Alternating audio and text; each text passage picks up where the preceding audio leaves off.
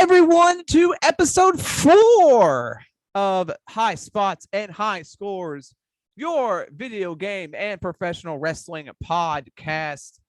I am Ryan, and with me again is my brother, my co-host, but also my opponent in the Forbidden Door predictions challenge, Nathan. Your opponent and your biggest rival is what I'd say. My only rival at this point.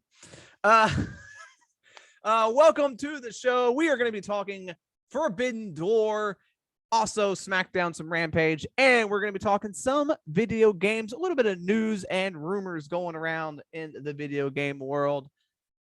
As always, you can follow us on Twitter, TikTok, and Instagram at SabraiENT for behind the scenes videos, funny stuff, and also get my live reaction to professional wrestling on the Twitter.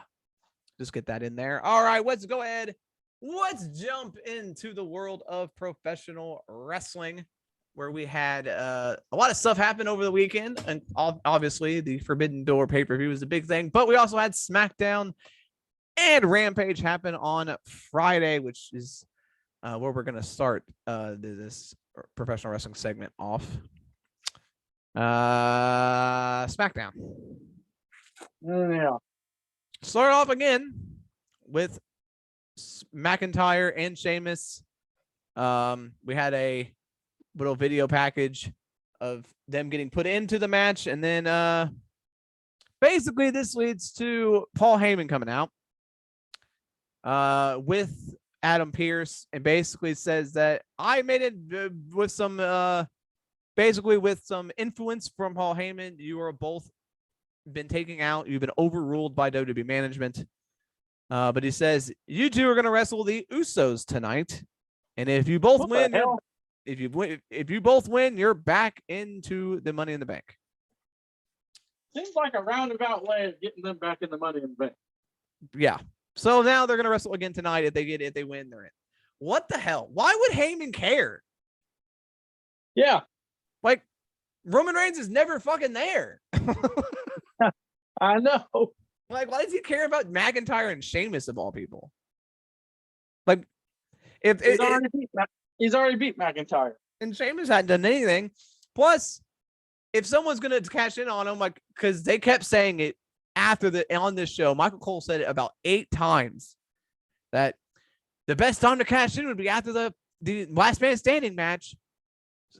So it's probably gonna happen because they have said it. They literally said it about 7 times in this show about how that's the best time to do it. They should, whoever wins should cash in on that at SummerSlam because it's the last man standing match.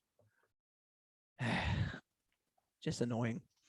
But why would you care? Like, why does it matter if it's McIntyre or Sheamus? If they're gonna cash in after Roman goes to that match, wouldn't he care about anybody cashing in? I know. Wouldn't he just try to get the match canceled? Yeah. We go to Shinsuke Nakamura making his way to the ring as he is taking on Sami Zayn in another Money in the Bank qualifying match. Sami Zayn is interviewed by Kayla Braxton backstage, and essentially he said that he is an honorary member of the Bloodline, and he said if he wins, or when he wins, he is going to use the briefcase to protect Roman Reigns. So he will not cash in on Roman. That he's just going to use it to protect Roman Reigns. Whatever. So that means basically he's going to win it and never use it. So that way Roman Reigns can keep the title. What the hell? So this Sami Zayn storyline, Roman and Jimmy Uso and Jey Uso are like basically using him. So if that is this going to lead to a Sami Zayn base turn? I don't know how you get there, but I guess because it's obviously that they're just using him because he's an idiot. But if they literally give him the title or the Money in the Bank, which they really could, I don't know. This is a weird storyline. Sami and Nakamura have a very good match for a SmackDown match or TV match. But they're on the outside. Shinsuke hits Sami with a Kinshasa on the floor. It's Nakamura enters the ring. He throws Sami back into the ring, and then Sami catches him with a haluva kick. to win and qualify for Money in the Bank. So Sami Zayn has joined the Money in the Bank field. All right. But no Riddle. But Riddle's not in, yeah. I don't understand. Then we go to a rematch from last week. Supposed to be a rematch from last week. The New Day versus Jinder Mahal and Shanky. Basically, the New Day says that, you know what? We don't want to have rematch after rematch after rematch. Hell, the WWE Universe doesn't want to see us have rematch after rematch after rematch. Real talk. They say that all the WWE Universe wants to see is Shanky dancing. Well, then they're wrong. This causes Xavier Woods to start playing his Francesca. Shanky starts to dance. Jinder starts yelling at him. They get into a shoving match. They start dancing again. Jinder leaves, basically. He's like, fuck this. I'm not going to be a part of this. They start dancing, but then here come the Viking Raiders. They come in, take out Shanky, and they destroy the New Day. So now they're heels. So now they're heels, yeah. Oh, my God. I don't know. They leave for like 2 weeks and they come back and they're healed. They went to NXT for like 2 weeks. Like, what the hell happened? I can't wait for the explanation of that one. That's going to be worse than Christian. Sonya Deville walks into Adam Pearce's office and says she's been back on SmackDown for weeks now and hasn't been used, and which leads Michael Cole to go, she's on SmackDown? Oh my God. Because during the basically Michael Cole goes, we're supposed to Michael Cole and Pat McAfee are talking, and Michael Cole goes, we're supposed to know everything that's going on. And Pat McAfee goes, you're supposed to know everything that's going on. And Michael Cole goes, I did not know she was back on the SmackDown roster. So that's fucking this show went off the rails. Basically, she is put into a 2-on-1 handicap match against Lacey Evans and Raquel Rodriguez. So again, we see a situation where the heel is outnumbered against the faces. We go back to the ring, but Xia Li and Shayna Baszler walk with Sonya. So now Xia Li is apparently a heel. I didn't know when that happened. But apparently Xia Li is now a heel.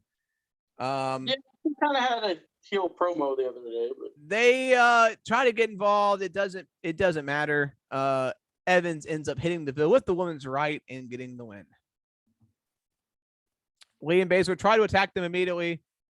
They fight back against all three of them, and they end up running off the heels. So 3-on-2 is still not enough to take out Evans and Rodriguez. All right.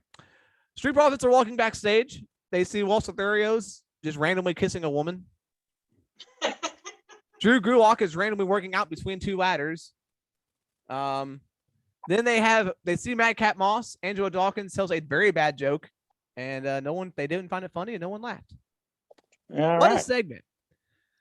Ronda Rousey comes back from the break, Natalya comes out from the break. She's dressed like Natalya. She's pushing a stroller. She says, I'm Ronda Rousey, but usually when they do this, they try to put on an accent of some kind. No, this was just Natalya talking. Basically, she said that Natalya Rousey needs to I'm just going to hand over my title and give it to Natalya, retire and pack up my diaper bag. And she said that I'm no longer the baddest woman on the planet. I'm the saddest woman on the planet. no. Which leads to the real Ronda Rousey coming out. Basically, Rousey said, I didn't recognize you because you don't have your chest out. Apparently Rousey basically calls out Natalya for not having kids. That's insane. They get into it. Rousey tries to rip Natalya's jacket off, but she has a very, very hard time doing it, and Natalya basically has to help her do it. And Natalya picks up the baby stroller, starts hitting Rousey with it, and Rousey just fucking no-sells it. So Natalya just runs up the ramp. This was the weirdest segment I've ever seen because she literally has a baby stroller and is like throwing it at Ronda Rousey, and Ronda Rousey just stands there and doesn't do a thing. Doesn't sell it, doesn't react. It's like, what the fuck? It's a baby stroller. Shouldn't you have some sort of reaction to that? Yeah, It's the weirdest segment I've ever seen. I think that's sometimes when WWE brings in people, they really need to, they need to think about the segments that they're going to try to pull off, because some of these people just don't want to do stupid shit, and they're just not going to do the stuff. Yeah. And Rousey was like, I don't care about this. You could tell she did not care about doing this. I know. Why would you put her? Okay, so why would you? If you see this happening, like, because you saw it when she first came back. Yeah. When she was doing her promos, she was not into it. Yeah. If you see that, why the fuck would you? You can change. Card subject to change. You could not follow through and give her that title. Well, you could do something else. Here's the thing: the best Ronda Rousey was when she turned heel. Yeah. So she was amazing as a heel. I actually enjoyed her when she was a heel because it let out her actual, probably what she actually believed. So why would you bring her back as a face knowing that she was way better as a heel? Yeah. It makes no sense to me. The New Day may not have wanted to do rematch, but by God, everyone else did, because Ricochet and Gunther have a rematch for the Intercontinental title. This was basically, same kind of match it was last week. Gunther basically kicked his ass. Ricochet had a couple of offense, but in the end, it was a power bomb by Gunther to get the win. There you go. So who's he fight now? Who the fuck knows? Shotzi and Tamina have a women's Money in the Bank qualifying match. This was not a good match. Shotzi wins. That's all I can say. This was not great at all because it's Tamina. No offense to Tamina, but these two did not click. And I don't know who was the heel here. I mean, they're both heels, I think.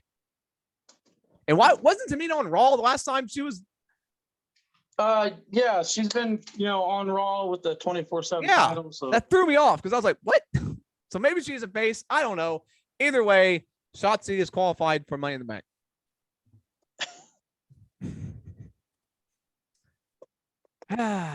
So Eric and Ivar are interviewed backstage, or they're just backstage. Basically, they say the time for games is over. They say Ivar says that for far too long they have been pushed to the side and forgotten, and now they're here to rip anyone apart who gets in their way, and no one is safe. So there you go, Nathan. That's your explanation. Well, I mean, I like it. It's better than what Christian came up with, but let's see if they follow through with it. Then we see Max Dupree talking to someone, and he says he's going to reveal his new clients for Maximum Male Models after the break. After the break, the new clients. We haven't seen any clients. Well, that's true. Back from the break, the music hits and no one walks out. The camera cuts backstage, and Dupree is once again in Adam Pearce's office, once again complaining. Pearce asks him what the problem is this time. It basically says last week it was the lighting. This week, the birthday boy Pierce failed to provide a dressing room. And so he said this week he's not going to show him either. This is becoming shanky again. He basically says that the dressing room needed to be 68.3 degrees, a refrigerator full of the finest waters locally sourced from the closest crystal spring. What is this gimmick? I don't know.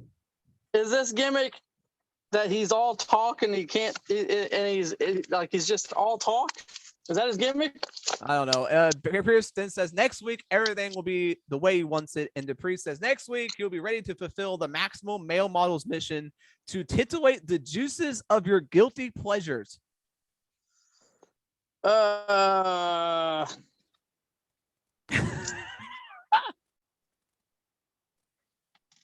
I don't know what the hell this is. All I know is poor Eli Drake, or whatever you want to call him, because holy shit. Max Dupree. Yeah, He is. This is not good. No. I don't know. Is this a situation where they still have no idea who they actually want to be the male models? So they're just stalling, or what the fuck is this? Like, I don't. WWE does this a lot, and like, it's never funny. It's never. I don't know what their intention is for. Like, they did it with Emma, with the Emelina thing. They do this all the time, and it never works ever. It's never like the payoff is never worth it. So why do this? I don't understand. It's anyway. Pat McAfee basically cuts a promo after this, and he basically challenges Corbin to a match at SummerSlam because, you know, let's forget that we have a pay-per-view next week. Let's build the SummerSlam before we build the fucking Money in the Bank that's happening. Right? Yeah, I don't get what's going on there. Like, what the hell? We're just gonna fly over Money in the Bank here. I thought Money in Bank. You know, it's like they were gonna do a stadium show with this, and then they're like, "Oh, never mind." And now that they're not doing the stadium show, they're just like, "Yeah, fuck this pay-per-view." Yeah, it doesn't matter at all. I thought this was like the 5th big one. But apparently this is just another pay-per-view that doesn't matter. I think that's what they wanted it to be, and then they couldn't sell out a stadium. Well, so you put it at the wrong fucking time. Right before SummerSlam. Like, spread them out. Like, Jesus Christ. Like, you're going to have 2 big like, I get they want to do a bunch of stadium shows, but doing 3 in a row seems like was pretty ambitious. Yeah. Basically, yeah, he calls him bum-ass Corbin and basically challenges him to a match. So it was a pretty good promo. I mean, Pat McAfee's probably the best promo in the company, which is insane. Because it's just him. I think they just let him say what the fuck he wants to say. I don't think they give him a script for his promos. Then we have the main event, the Usos versus Sheamus and Drew McIntyre, with Drew McIntyre and Sheamus shot at Money in the Bank on the line. The Street Profits were out here for commentary. They come into play at the end of the match. They get into it with the Usos. Drew ends up taking them all out. Sami Zayn appears as well. He gets taken out. Sheamus hits a bro kick on Jay on the outside. Drew takes Jimmy into the ring. Jimmy super kicks him. They both run the ropes, and then Drew hits him with the big Claymore to win, and they both get their Money in the Bank spots match. Why was this a thing? Why did this happen? Who knows? To just for TV purposes, like they have nothing left because you don't have anybody on this roster. Like they only got like 12 people. I mean, that's very true. And they got to have TV shows, so they're like, well, we got to make it interesting. Try to make it interesting to get them in there, but we don't. We all knew where it was going. So apparently, Ryan, who do you think's going to win this Money in the Bank match? Well, we don't even have all the people in yet, so I don't even know. So far, all that's been announced is Rollins, Sheamus, McIntyre, Omos, and Sami Zayn. That's only 5. Even if they do is it 6 or 7? Could be 8. I don't know. We only have 5 really, in that. They're not really specifying. Of the ones that are confirmed, Rollins, maybe Zayn. Maybe they do Zayn and then he teases cashing it in and eventually does. I don't know. Because McIntyre, he's already got a title opportunity at fucking Clash of the Champions for no reason at all. Exactly. He just made his own match there, so he doesn't need it. I don't see them giving it to Omos. And Sheamus, that would be insane. So it either going to be Rollins or Zayn, honestly, in my opinion, of the ones that are announced. But again, we don't know who could fucking qualify on Raw. Who knows? I have no idea. Next week, apparently, everyone that's involved in the Money in the Bank match, is both men and women, will be on SmackDown. So, yay. We don't have all the women announced yet either. So, I think though they've only got one spot left, and I am pretty sure it's going to be Bayley. I think Bayley's going to come back and be in it because she's been cleared for a while. Right. So, to Rampage. This was the first show or the last show before Forbidden Door. Had a couple good matches, and then the rest of it was But we start off with a very good match: Andrade versus Rey Fenix. These two, this was great. We had Jose and Andrade's dude out there. They both got into it at one point. Fucking Jose took Alex or one of them, whoever it was, took his shirt off, which was insane. It was like, what is happening? They were both in the ring. Aubrey Edwards has lost all control, which leads to Roosh showing up. He's back. We haven't seen him since he fucking was on screen at Double or Nothing and hadn't been there since. Yeah. He finally shows up, kicks Phoenix right in the nuts, and then rolls him back into the ring, and Andrade wins with the El Idolo. So I guess, and then Roosh and Andrade rip off the mask of Phoenix, and then Penta makes a save. So apparently we're heading to a tag team match. Roosh and Andrade versus Phoenix and Penta. That would be fun. Yeah. So that's twice now that Penta's had his face mask taken off. And you said that he's in a match in AAA, right, where he could have his mask taken off? I think he's in one of that match where Penta is, where he could lose his mask. Do you think that they're helping out AAA by teasing this? Like, is this like helping out their storylines? What's going on here? I have no idea. I don't know. I don't know why like they took the mask off. Like it was weird. Like it just out of nowhere. Like he was down and then they just walk over and grab the mask. And I was like, oh, okay. What the fuck? Or is he going to win at AAA and then say, fuck you, AAA, and lose his mask in AEW? This could be leading to a tag team mask versus hair match or something. Oh God, not tag. Oh God. Phoenix and would be insane. Penta both lose their masks. Holy crap, that would be crazy. Had they ever done like a tag team match like that? I mean, maybe in Mexico, but definitely not in the United States. I don't know. It's leading to something. They keep messing with the mask of these two. That's leading to something. Right. I don't know what it's leading to, but apparently they did have shirts. Andrade and Roche, they had shirts that said "For a faction inaugural in Nobre," whatever the fuck, how you say that. So apparently they're I guess the Andrade family office is done. What faction inaugural is back. Will we see someone else join them? I'd like to see it. Maybe someone else will join Andrade and Roosh. Who knows? But let's hope that it's Naito or somebody like that. That'd be crazy. Second match was Serena Deeb and Mercedes Martinez beat up two women. This was a squash match. That's all I needed to see. I didn't nothing else happen. Uh-huh. Then Tully Blanchard was back randomly. He is back with Tully Blanchard Enterprises, and he's got Quan, Toa, and Brian Cage. All right. Then we cut to Jonathan Gresham with Lee Moriarty. Jonathan Gresham says Lee Moriarty deserves a shot at the title.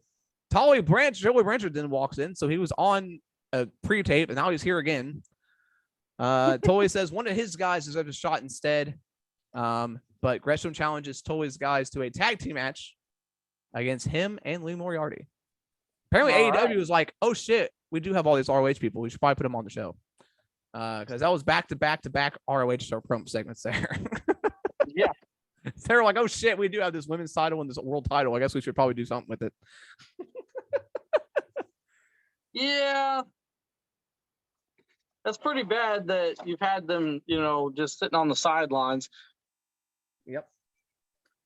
I mean, he's got to get that ROH show going at some point. Yeah. Somehow. Apparently they're gonna show's gonna be back. They're gonna do their pay-per-view, but they had no. They're gonna have Death Before Dishonor. It has actually been revealed by Tony Khan himself. So they are gonna have another show, July 23rd. ROH Death Before Dishonor. How do you build to a pay-per-view without a show? Who knows? We'll see how they do this. It will air live on BR Live. So Bleacher Report Live will be holding Death Before Dishonor Saturday, July 23rd. So again, we'll see how they build this. If they use their shows to do it, I don't know what's going to happen with that. I guess this is why they started doing this, because they're like, they got a pay-per-view to build to in a month. Yeah. The next match was another squash match as Hook defeated the DKC. Nothing happened in this match. DKC did really nothing at all. He got some chops in and like a forearm, and then and that's it. Hook destroyed him. There you go. In your main event, Cash Wheeler versus Jeff Cobb, half of two of the three teams in the big winner take all match at Forbidden Door happening in this match. Caprice Coleman came out for commentary. It's always cool to see. This was very good. Wheeler can go. Cobb can go. This was a really good match. Cobb ends up winning this thing with Tour of the Islands. Gets the win. And then this show lost its mind.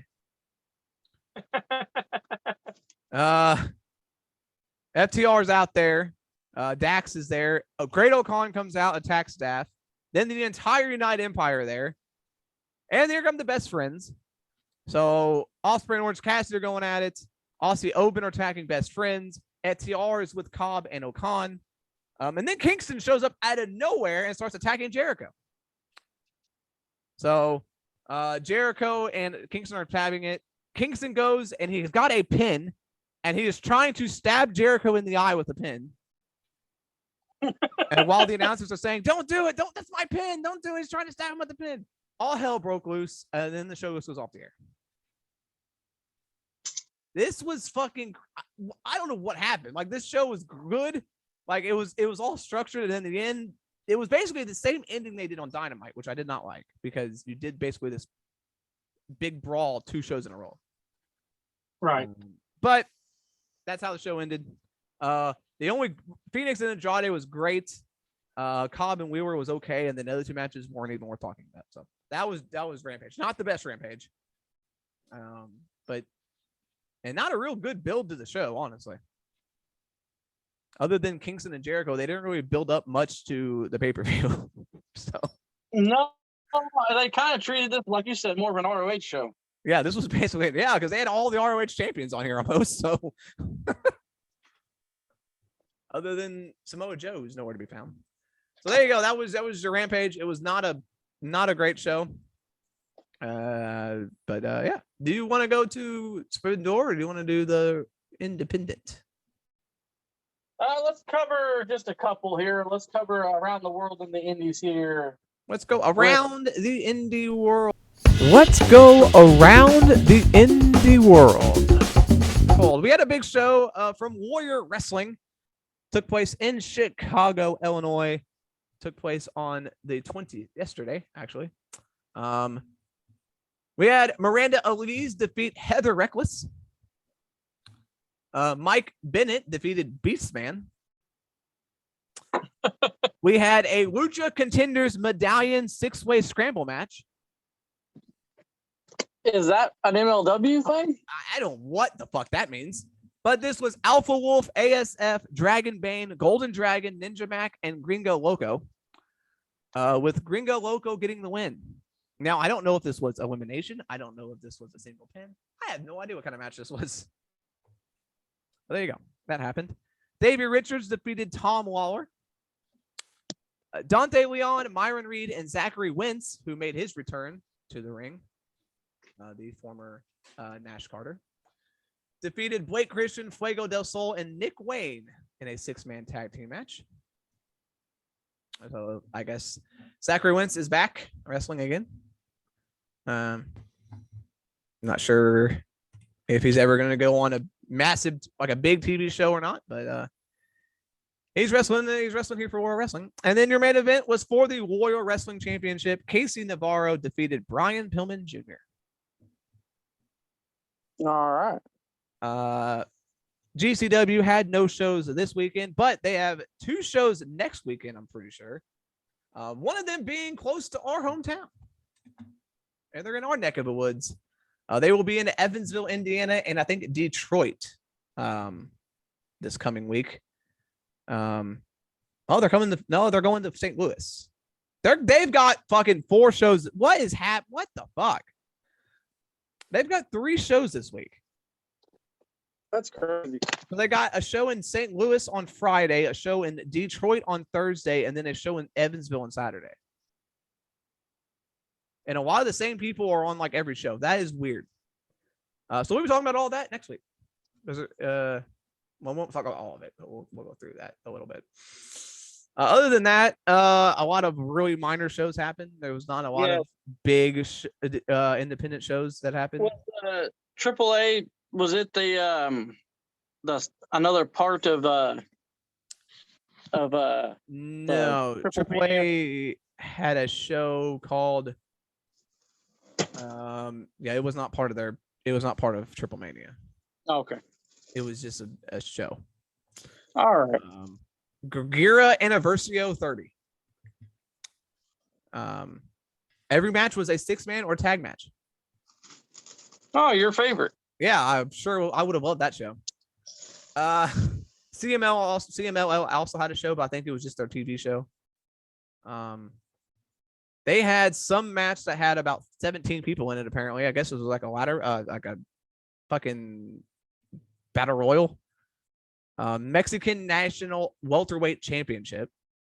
Magica Blanca wins. So he's a new champion.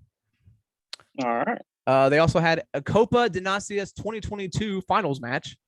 El Seminaro Jr. and Euphoria defeated Los Guerreros Lagunas, Gran Guerrero, and Ultimo Guerrero. Those two are like in their 70s, aren't they? I believe so. Ultimo Guerrero's 50, and Gran Guerrero is, it doesn't say how old he is, but he's younger, I guess. Started in 2008, so I guess he's young, but good Lord. How those people, those Mexican wrestlers, they just wrestle forever. They just never stop. Never. All right. So let's jump into this dream show that everyone was hammering about. AEW, New Japan, Forbidden Door. We had 4 matches on the pre-show. We had a match named out of nowhere, which was crazy. I didn't expect to have 4 matches on the pre-show, but we'll get to this here.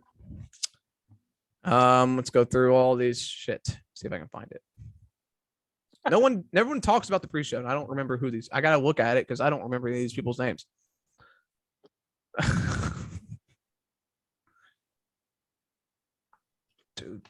Here we go.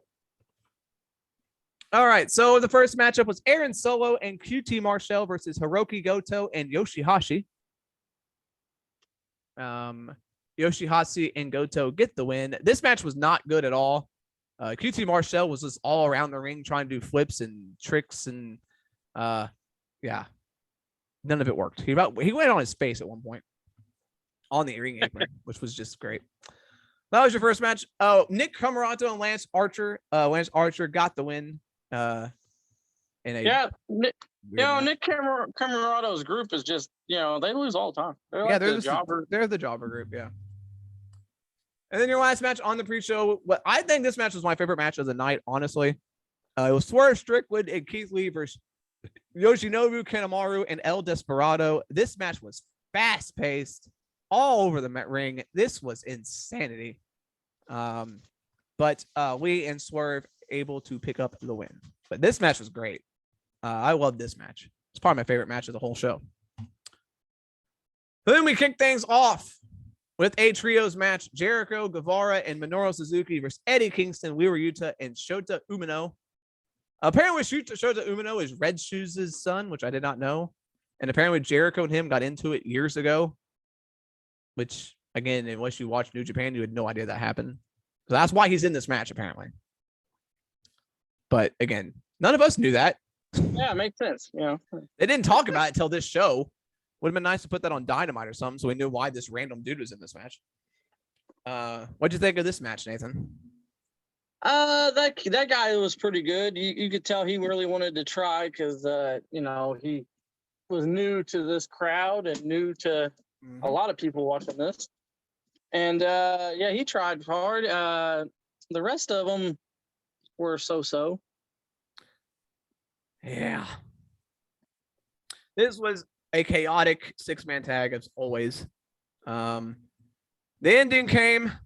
Sammy hit Shota in the back with the bat, but he ducked the Judas effect, hit a spinning DDT into a brain buster, which was a crazy combination. Only gets a 2 count. He then put Jericho in the walls of Jericho. He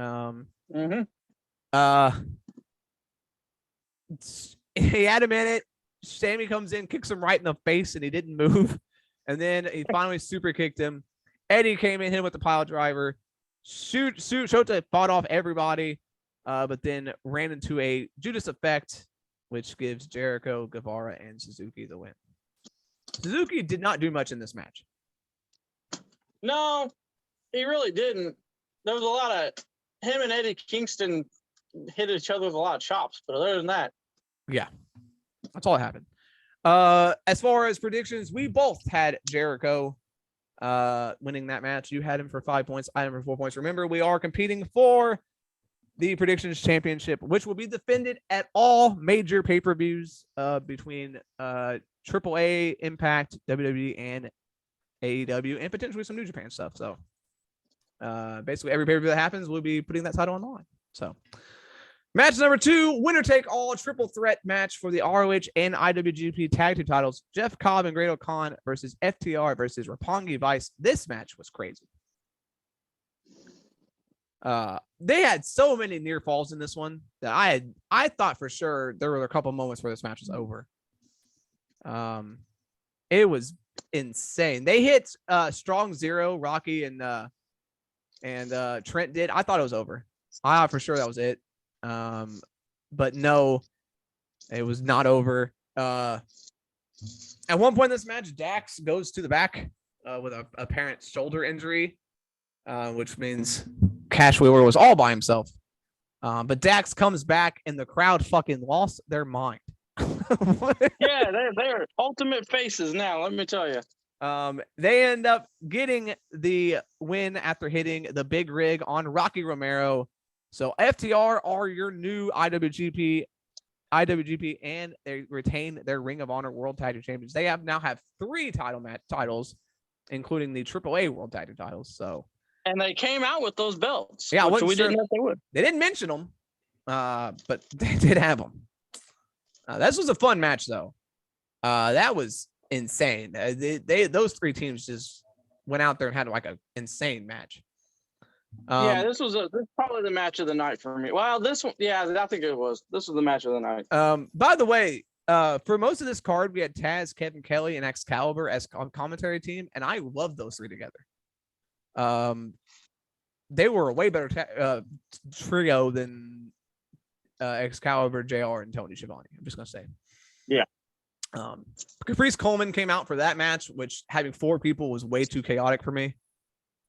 But the announcers were all over the place. Like Taz and Kevin Kelly and Excalibur were like just having a blast. And then it all went downhill and the fun ended when JR came out. The third match was the Fatal 4-Way for the AEW All Atlantic Championship. Malachi Black versus Clark Connors versus Pac versus Miro. This was another crazy Fatal 4-Way. Clark Connors didn't do a whole lot till the very end, and the crowd actually started getting into it. Clark Connors actually won the crowd over. They were not into him at first, but he won it. He got him. He ended up winning them over at the end. Right. There was a table set up on the outside right in front of a little kid, and I was so worried that little kid was going to get hit. That was scary. Connors ended up spearing Miro, or who did he spear? No, it was Black. I think, right? No, it was Miro. He put Miro through it. We got into the ring. Everyone was going crazy. Connors hit his finishing move on Pac, a kick out. Black gets crotched on the top rope, and then Miro ends up throwing everybody down. They did the Tower of Doom spot. Pac is in the game over. He was about to tap out, but then Black hits the mist in his face, hits the Black Mass. He puts him in a cross arm breaker, but then Pac goes up, hits a 450 to break it up, and then puts the brutalizer on Connors. Clark Connors taps, and Pac is your new AEW, well, first ever AEW All Atlantic champion. Well deserved for Pac. Finally gets a title in this company. He's been there since day one. It's about time he gets something. Yeah. This was chaotic, and I mean, there were a couple moments where you could visibly hear them yelling for Miro to get in the ring to do that Tower of Doom. Like everyone's like, Miro, because he was just still laying down on the outside.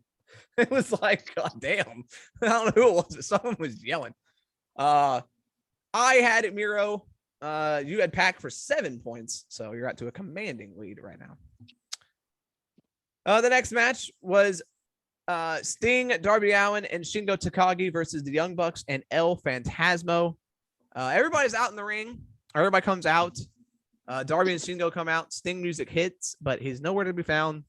Bucks and Phantasmo come out, and then Sting is in the rafters, apparently. But then the lights go out. He comes back on, and he's fucking on top of the stage, and he dives off the stage on top of all four of them.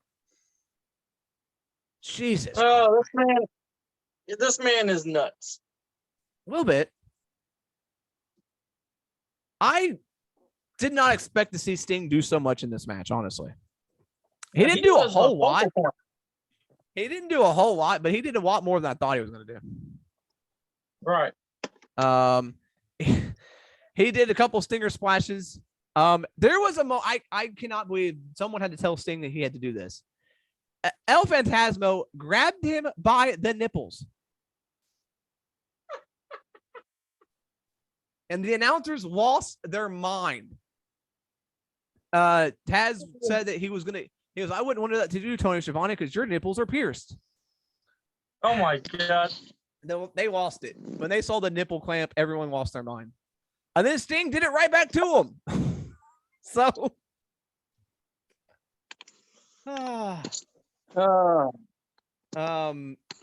This match was chaotic, as every match was on this show. Sting hits a double Scorpion Death Drop. They went for the DTE trigger, but Sting moved.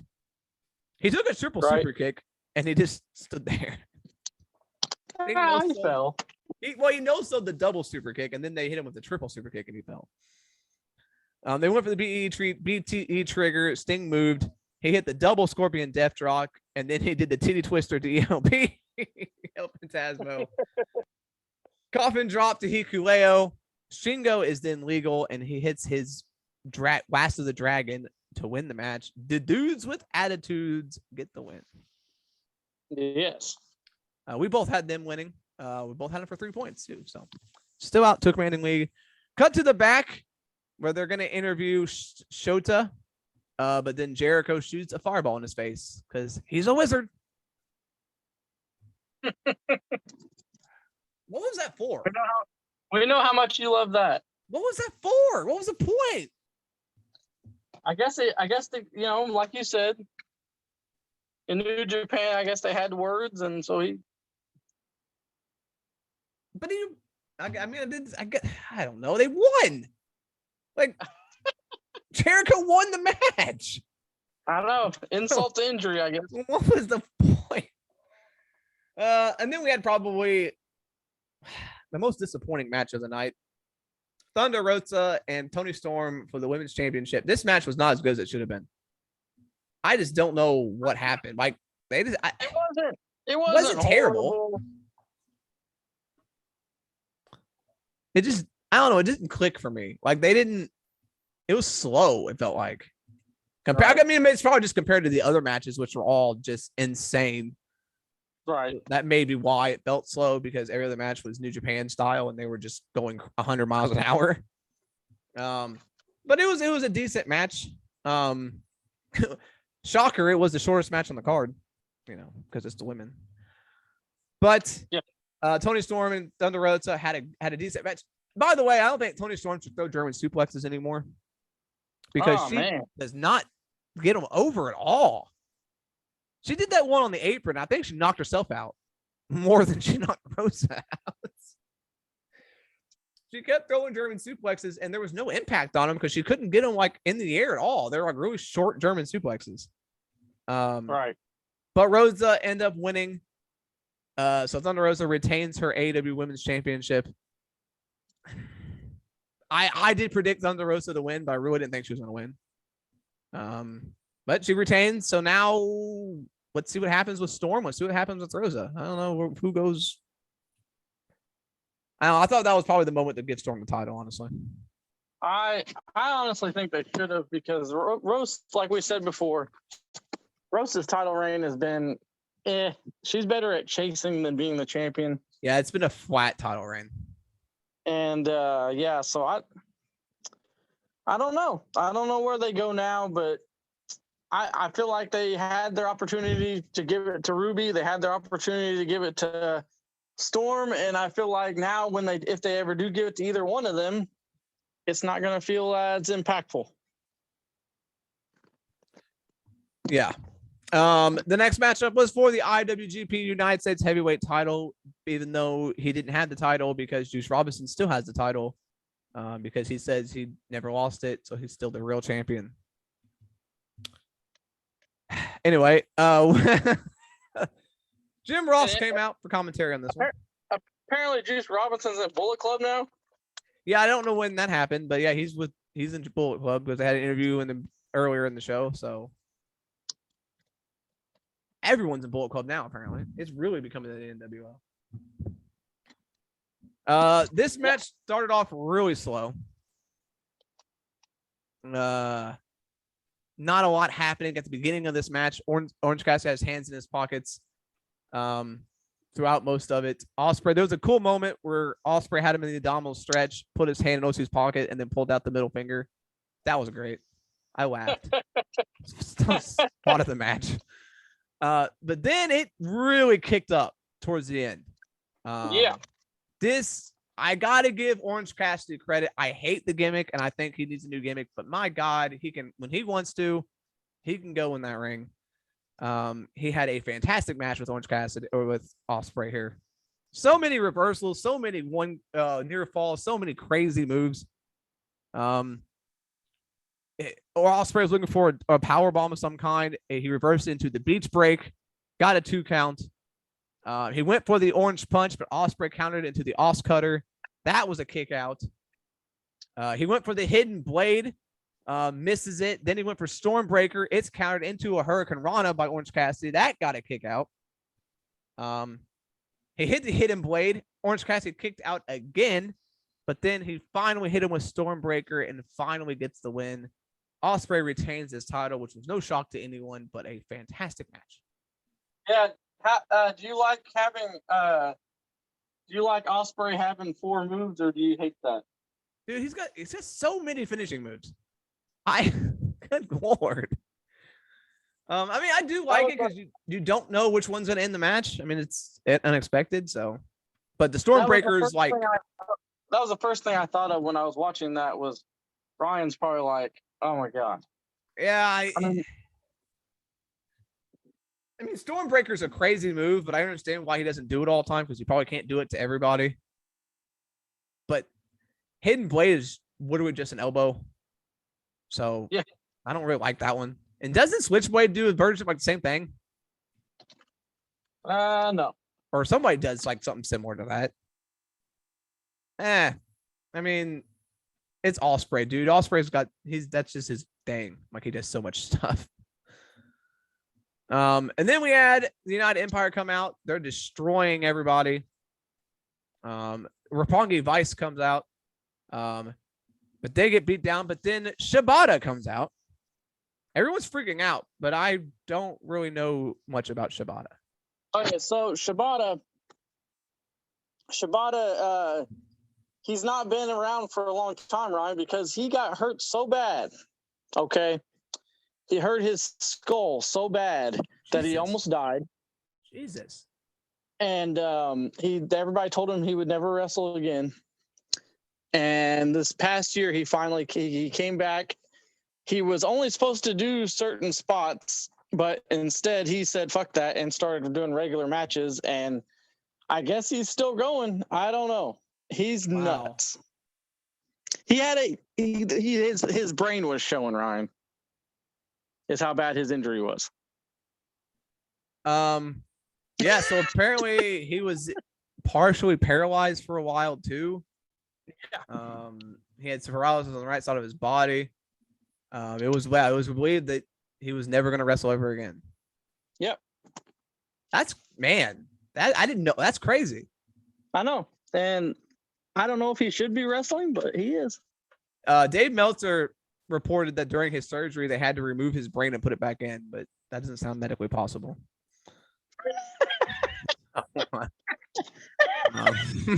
That's Dave Meltzer for you. I never knew all that. Hey, that's awesome though. That's awesome. That's really cool to see Shibata then. I didn't know why everyone was freaking out, but now that I hear all that, that's crazy. So I guess he's gonna wrestle for the title at some point then. Going after the United States title? Maybe. That's nuts, man. Talk about a miracle. Yeah. And then we finally had it. Who is the mystery man? It was Zack Sabre Jr. versus the mystery man, and it ended up being the man everyone thought it was. So they finally, did the thing that everyone thought they were going to do. Claudio Castagnoli, actually going by that name. I didn't know if he would. Yep. I'm surprised he didn't go with CSRO. Tony Khan's probably like, yeah, dude, that's not going to work. Well, not only that, but it's like, how the fuck do you announce that? Making his way to the ring, CSRO. Claudio and Zack Sabre Jr. I know a lot of people really like this match, but I am not a big Zack Sabre Jr. fan. I've been sour on him since he was in the Cruiserweight Classic and he oversold everything. And ever since then, I just haven't been a real fan of his.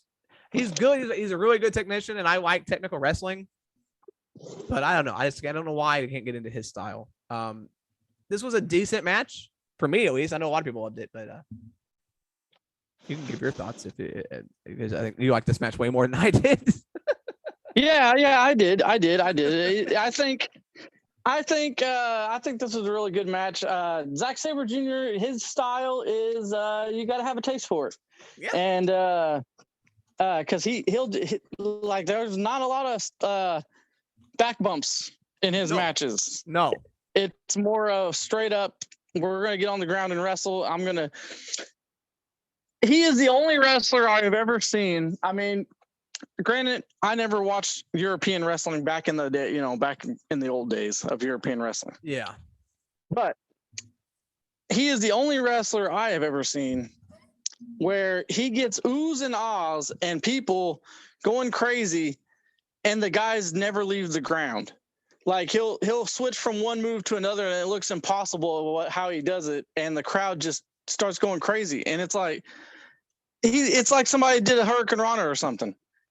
And it blew my mind when I watched him in Japan. So yeah, you got to have a certain taste for what he does. But yes, this was a good match. They, like you said, it had a slow start, but Cesaro didn't look like he had too much ring rust. No, he looked good. He was in great shape still. I mean, it was great. It was a European match for sure. Like this was 100% just a European style match. Right. Claudio, though, ended up getting the win with the Ricola bomb after like a pop-up European uppercut. So he wins. He will join now he will move on to Blood and Guts on Wednesday, be in that. And I don't know. He's got history with a couple people over there on the other side, like Jake Hager. He was a former tag team partner of Jake Hager. I'm sure he's got history with Jericho. So it's going to be interesting. Here's the thing. He comes in, he gets this win in a match he was never supposed to be in. He joins a group where two of the members in the group are already champions. I just don't know what you do with Claudio now.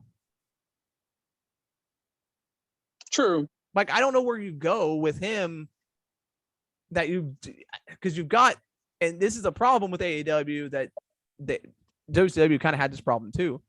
When you have so much talent, but they don't just have so much talent, they have so much top level, like really good talent that you can't use all of them in the way that that people want them to be used. Right. And so they're running into that problem. And I just don't know where they go with Claudio. Does he just be a tag team?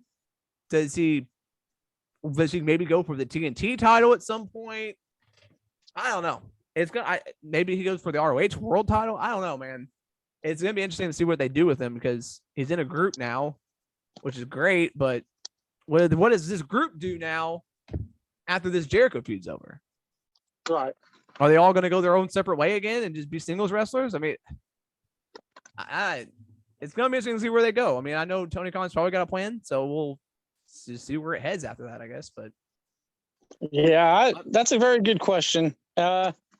Tony Khan says he always has a plan, but we'll see. Yeah, again, I'm glad he's wrestling somewhere, but again, I'm just worried about where it's gonna go because we've seen this with a bunch of people who come in, they have a good match, and then they kind of just flounder around for a while, like Keith Lee, like Swerve. I mean, right. They've not really done much of anything since coming in. They've been in tag teams and they have this feud going with the team Taz, but that's all they've done. They haven't really had any major storylines. So, right. So we head now to the other fatal four-way of the night, the IWGP Heavyweight Title match. Jay White defending against Okada, Adam Cole, and Adam Page. A little bit of a weird ending on this one. Yeah. Probably didn't end the way they wanted it to end. Absolutely not. Definitely probably a major injury here. Yeah.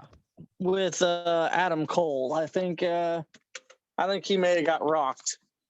I don't know when it happened, but he definitely got rocked. By the way, on the pre-show, I just now thought of this. On the pre-show, they had a match. I think it was the first match. They had a New Japan referee. And then it was all AEW referees after that. Shouldn't there have been a New Japan referee for this match, considering it's for the New Japan title? Yeah, I think that was an oversight.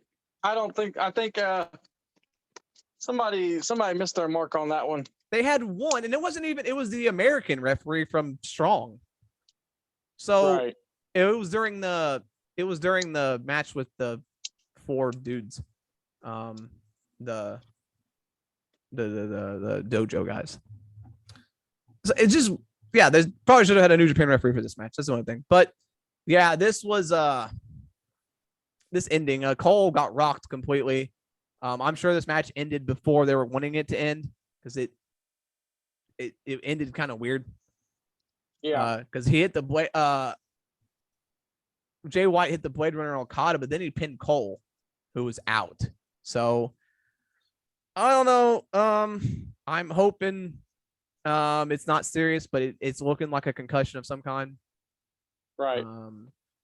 But well, hopefully he's not out too long, because if he's out, he add him to the list of a million other injuries in this wrestling. So, well, apparently he's already got a number of injuries that he's been working through. So, Jesus Christ, having a concussion on top of that's just, which means, yeah, he's just going to be out because he's not going to be able to work out with a concussion. So, yeah, and that's going to make that's probably going to make the other injuries flare up, and it's just going to, yeah, he might be out for a couple weeks at least.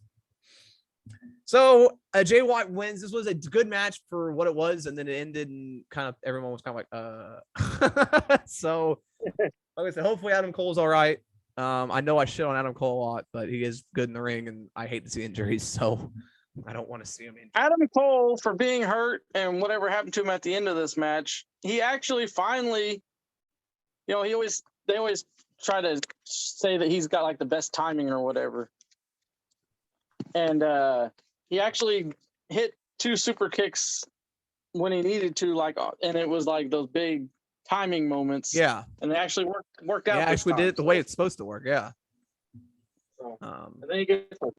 And so then we go to our main events. The AEW Interim World Heavyweight Championship, Hiroshi Tanahashi versus Jon Moxley.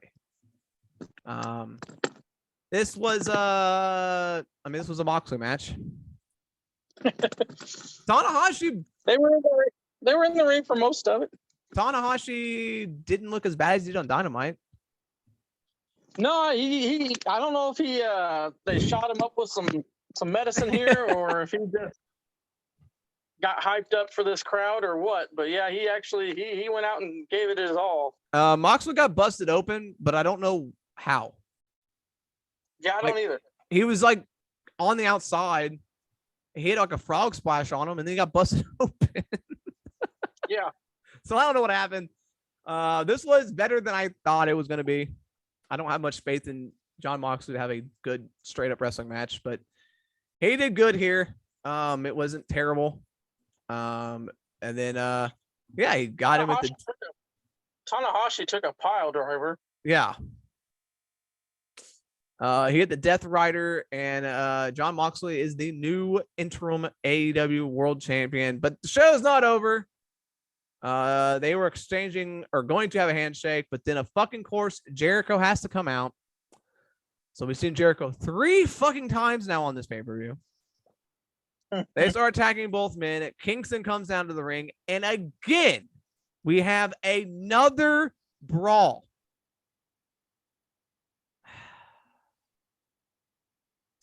But then Claudio just swings Angelo Parker forever. But Kingston is not happy with Claudio Castagnoli. So basically what I got from this pay-per-view was this was just a build the blood and guts. Yeah. What a way to, I just don't get that. Like you have this big pay-per-view that's AEW New Japan, and you end it with the Jericho Appreciation Society and all them. I didn't like that. Yeah. Honestly, I honestly think, I don't know what you should have ended it with, but it shouldn't have been that. I mean, you had them have a brawl on Dynamite. You had a brawl on Rampage. Now you're having a brawl on this pay-per-view. Like, this just felt like the ending felt like just another episode of Dynamite to me. And that's not how you want your pay-per-views to end. Kind of took away from the match a little bit because it was like now all the focus is just, I know it's their next event, but this felt like a pay-per-view to promote a TV show, which right is not how you're supposed to do it. But overall, this was not a terrible pay-per-view. Again, I didn't know a whole lot of the New Japan people, so but they had good matches. The final score for the first prediction challenge here on this podcast, I had 38 total points. Nathan he had 39. Could not get much closer than that. So Nathan will take this prediction championship. He will be at his house, and he'll hold on to it until someone beats him, which we'll be doing predictions next week or this week for Money in the Bank. So yes, coming up on the Saturday show, we'll have predictions for Money in the Bank. So you don't get much of a reign here, Nathan. You may lose it after a week. Yeah, sure. All right. I think that's going to wrap up the wrestling. I guess Raw is coming up. The only thing that is of note is going to be John Cena is going to be there. Right. And we'll see what happens there. All right. Let's jump over to the video games. Yeah, let's get into this, Ryan. We have some decent news here. One is one news bite here, Ryan, is apparently there is going to be a Nintendo Direct tomorrow. But it's going to be a mini. Yes. Unfortunately for everyone, it is not the Nintendo Direct they were expecting. It's going to be a mini, and it's going to be focused on third-party games. So no new Nintendo games will be announced here. It'll be it's a partner showcase. So that blows. So Which makes me wonder. Okay, so Ryan, we have Xenoblade coming out in July. We had that Fire Warrior, Ember, whatever Warriors game just came out. So we got Xenoblade in July. We got Splatoon 3 probably September, October, one of those 2 months. So that leaves 1 month of those. We have nothing in August, so nothing in probably October. We have the Pokemon game in November, and we have the new the third so Bayonetta 3, Ryan, is going to be in probably December. So that's, you still have 2 months there of no games, unless maybe Advanced Wars, that got delayed because of the Ukraine stuff. Yeah, maybe. Maybe it pops up and takes one of those spots, but usually they, I mean, yeah, most of the time they only have one a month, but sometimes they have two. So it's like it feels kind of like we're missing something. Yeah. And I don't know what's going on with that. Apparently Nintendo does not care because they're just going to go along with this and have this direct with a third party. So what do you expect to see here, Ryan? Just ports from game, like usually third party games come late to the Switch, and so it's usually, if we get third party, it's just ports of games that have already come out on the other two consoles. One of the rumors, which I don't know holds a lot of weight or holds any water at all, is Red Dead Redemption 2, but I just don't know how that game would work on the Switch. Right. That seems like a massive game that I don't know how they could make it on the Switch. But that's one of that's a rumor going around. Some guy did drop this. It was rumored before it actually was announced by Nintendo, so he did get it right that this was coming. Yes, Nate the Hate. But he had mentioned that he thinks it could be one of the games would be Red Dead Redemption 2, which would be crazy. I mean, it'd be crazy, but it's like, okay. Would that be another game where they do it's cloud only? Probably. Oh, I guarantee it. But also, would it be that big of a deal? I mean, it's been out forever. That's another case of that game's been out forever. So, I feel like that's going to just leave a sour taste in a lot of people's mouth if that's one of the big announcements. Yeah. So it's been out for 4 years. Nintendo's really got to get a handle on this because they gotta figure something out, because they can't have these third party games coming out so late compared to the others, and they cannot have what's going on here with not knowing what people want to know what's coming out, and I know the pandemic happened in Japan. Apparently it was a lot harder to work from home than the United States, so they weren't able to get these games going like they wanted, but still these games had to be started. Like, you could still talk about them, like production on these games, I mean, you can't. So could this be where they finally say, hey, we're remaking the GoldenEye? That might be an option. Maybe that's why GoldenEye, because Nintendo Switch or Nintendo, that was a Nintendo game, so they may still have the properties of that. Yeah. And so maybe that's why it was not on the Xbox showcase like everybody thought it was going to be. I just love how GoldenEye keeps getting brought up, and there's no actual ever anyone actually saying they're remaking it. It's just that there's been achievements seen, and there's been no reveal at all, that no indication that they're actually remaking, that they're ever going to bring this game out. But everyone just wants it so bad. Yeah, it's very interesting. I don't know. We'll see.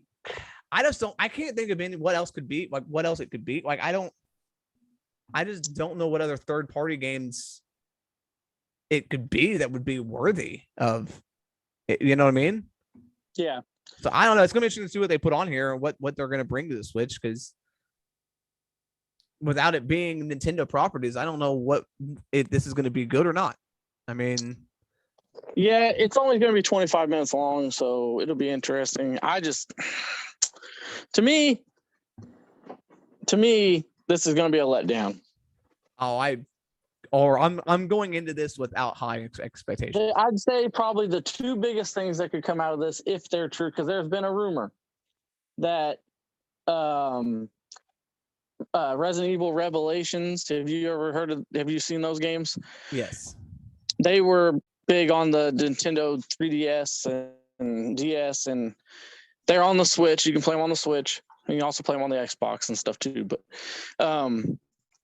But there's rumors that there's a third one of those. Mm-hmm. So that could be one of the games. But that and GoldenEye are the only two things that I could think of that people would even get really hyped for. Yeah. Yeah, I don't know. We'll see. We'll obviously talk about this on the Thursday morning show. We'll talk about this Nintendo Direct, and hopefully some big stuff gets revealed. But I'm not holding my breath for it. I'm not expecting it. I'm expecting just a bunch of smaller games that aren't going to be that important, is what I'm expecting. So, considering they stealth drop this and they're saying, "Hey, tomorrow it's happening," so that makes me think that they're not too, you know what I mean? Like if there were going to be some major announcements, I feel like they would have hyped it up a little more. But again, that's what Nintendo does, though. They always just drop shit randomly in the middle of nowhere. It's like, hey, by the way, this is happening tomorrow. So, I don't know. We've got a leak, Nathan, for the free PlayStation Plus Essential games for July. All right. So we've got Crash Bandicoot 4, It's About Time, which is weird that they would put that on there. It's been out for a while, and I'm sure most people probably played it, right? Yeah, but it's synonymous with PlayStation. Crash, even though his last couple games have been on other consoles, and all the handheld games are on Nintendo consoles, but he's still synonymous with PlayStation, at least in my mind. Yeah, so it's good to see that coming to the service. The Dark Pictures Man of Medan also will be apparently one of them. I have played some of that game. It is not a game that everyone's going to want. It's a game along the lines of The Quarry and all those other games where it's story driven, and you make decisions, and based on the decisions you make, it affects the game. So it's not a game that everyone's going to want to play, but I played it because it was free on Game Pass. So if it's free, people should probably check it out. It's fun.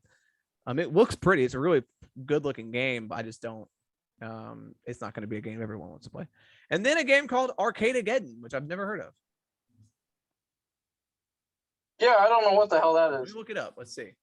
Arcadegeddon is a cooperative multiplayer game that provides a mix of PvE versus PvP experience. So it's like just a multiplayer. Well, not my.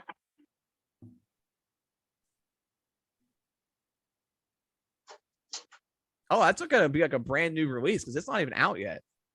Yeah, it is a day one drop. It's the first day one drop for a PlayStation.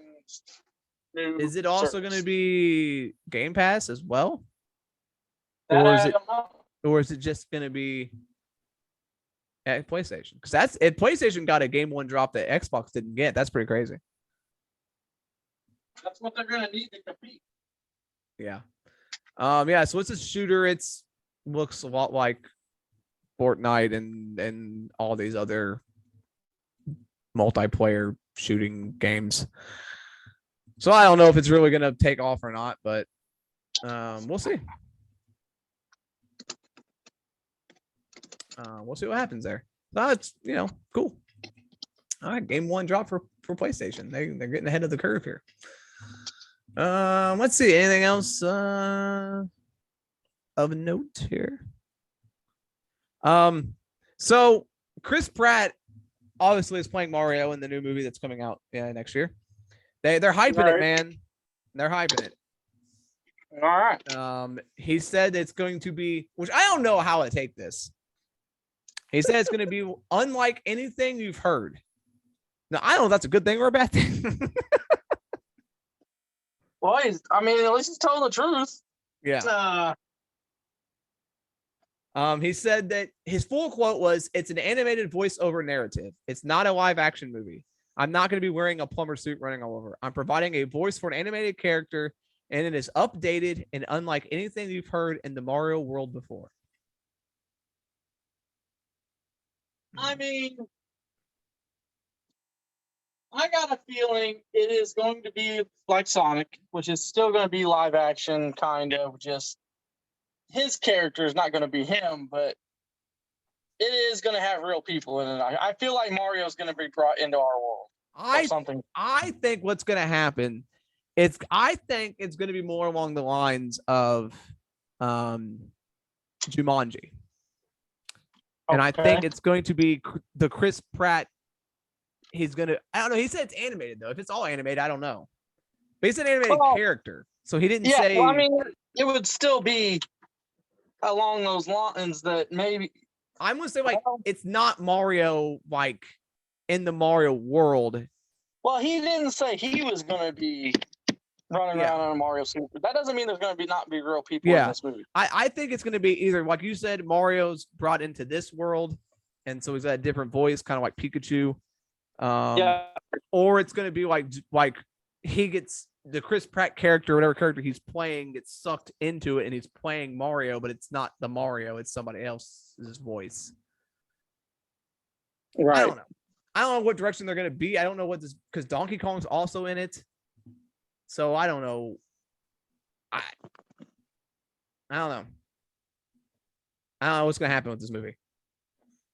I'm intrigued, but I'm also scared for what they could because the last Mario movie we had was not great. So hey, now don't hate on that '90s Mario movie. Now I will hate on that movie all I want.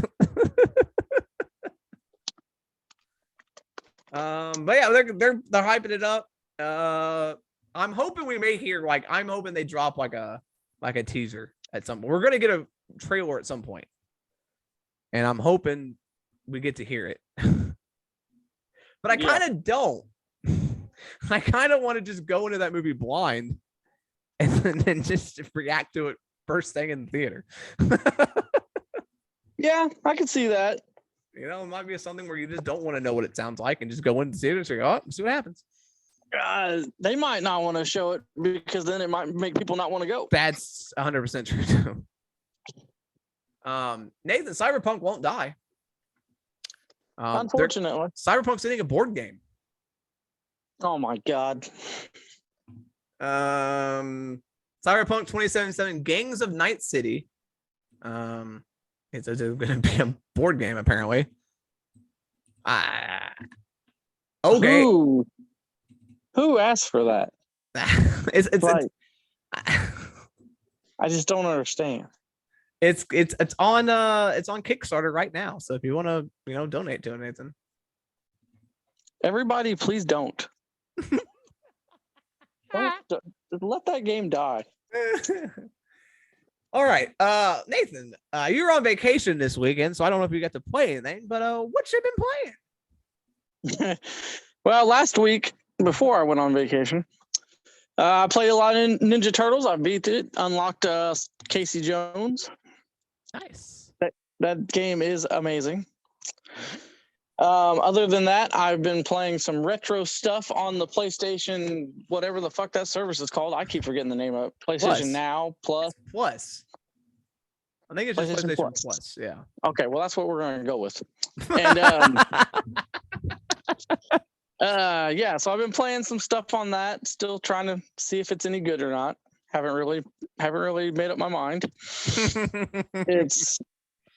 That's about it so far. This week I plan on playing that roller game that you've been playing. Hell yeah. I'm about to duo it up. Yeah. I'm ready to play some of that with you. And then I'm gonna fire up some kind of RPG. I haven't decided what. Maybe it'll be an old school, maybe it'll be a new school. We'll see. I feel like playing an RPG, so. So you mentioned the roller champions. I've been playing a lot of roller champions and a lot of Fall Guys. Fall Guys is a game I don't know. I got into it. I know we talked about how it's a game but I got into it for some reason. I'm not sure why. I mean, it's a very Fall Guys it's so simple that it works. It's such a simple game, but I think that's the appeal of it, and it makes me want to keep playing it because it's so easy to just pick up and play. I don't have to think too much when I'm playing that game. I just run. Mm-hmm. I've done I have not won yet, but I get to the finals pretty consistently. I'm not saying I do it every time because obviously there's the one I can't do. There's this fan that pulls around and you gotta run in a circle. That one gets me every time. Right. But it's a fun game. I've also been playing, like I said, Roller Champions. Trying to upgrade that game. It gets hard. The more you play it, because you start doing competitive matches and then it gets hard. Because when you're starting out and everyone's the same, it's good. But then everyone got better than me because I have a job.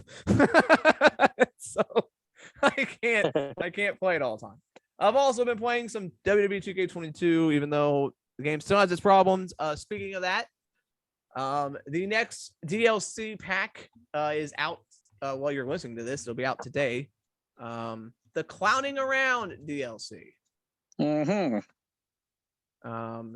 The Clowning Around DLC offers, obviously, Doink the Clown, making his first video game appearance in a while. It's been a while since Doink. It's heel Doink though, Nathan. Yes. So they got the heel Doink entrance music, which is awesome.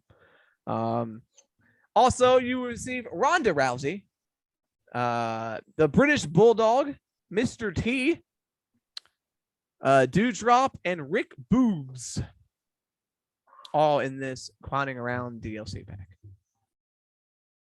So that'll be out tomorrow. There is a new patch that came out today as a recording on Monday, but I'm not really 100% sure what's involved in that. So that's what I've been playing. I'm gonna get into the Quarry. I hope maybe this week, once I save up some money and get it paid for. I'm gonna try to get into that game. Everyone's been talking it up, so I'm gonna give that game a shot this week, and maybe next week on Monday next week I'll have a review of it sometime. All right. What we got coming out this week, Ron? Releases for the week of June 27th. We're going to be going the 28th through the 3rd. MX vs. ATV Legends, which I had no idea they were making another game, but apparently they are. It's a new MX vs. ATV game. It is out today as you're listening to this. PS4, PS5, Xbox One, and Xbox Series X. So again, I did not know they're making another one, but okay. Also coming out is Escape Academy. Escape Academy coming out for PS4, PS5, Xbox One, and Xbox Series X. Is essentially an escape room game. All right. But you can play online with friends. So Nathan, we could do like an escape room together. Oh yes. Hell yeah. Phobia Saint Dinfina Hotel is out for PS4, PS5, Xbox One, and Xbox Series X. It is a first-person psychological horror game focused on exploration, survival, and puzzle solving. Biru Shana Rising Flower of Ginpei is out for the Switch. Looks like one of those graphic novels. Yeah. Disgaea 6 Complete is out for PS4, PS5, and PC. Again, I have no idea what any of these games are, but that's a RPG. There's your RPG to play. Yeah, we'll see. DNF Duel is out for PS4, PS5, Switch, Xbox One, and Xbox Series X. Action Fighting Addicts Extreme. It's a new beat 'em up world. So DNF stands for Dungeon and Fighter. It's a RPG, but now it's a fighting game apparently. So they just combined two genres together. Apparently. June 29th, we've got The Legend of Bumbo for PS5, Switch, and Xbox Series X. This was a PC game, now making its final way to consoles. I'm not sure what this game is about, but it's made by the people who made Super Meat Boy and all that, so I assume it's along the same lines as those games. Hillbilly Doomsday.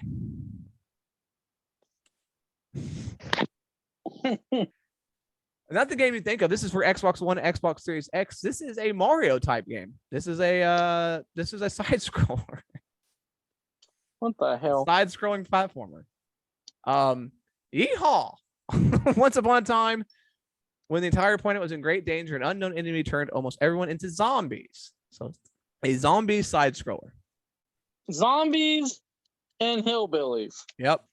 You know, at some point we've done zombies to death. You know, eventually you think that, yeah.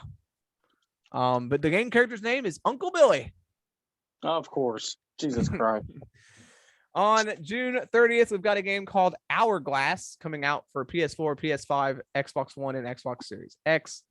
You can create a time clone of yourself to solve challenging puzzles. It's got one of those.